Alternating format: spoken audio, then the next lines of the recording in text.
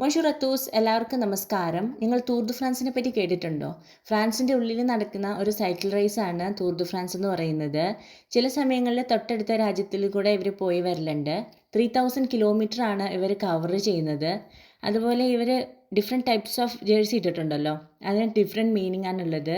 ലോകത്തിലെ തന്നെ ഏറ്റവും നല്ല സൈക്ലിസ്റ്റുകളാണ് ഈ റേസിൽ പങ്കെടുക്കുന്നത്. ശരിക്കും ഫ്രാൻസിൽ ഇതൊരു ഫെസ്റ്റിവൽ മൂഡാണ്. ജൂലൈ മാസത്തിലാണ് ഇത് നടക്കുക. ഇപ്പോൾ ഇത് നടന്നുകൊണ്ടിരിക്കുന്നുണ്ട്. അതേമാതിരി തന്നെ ഇതിൻ്റെ ആവറേജ് സ്പീഡ് എന്ന് പറയുന്നത് 40 to 45 km/h ആണ്.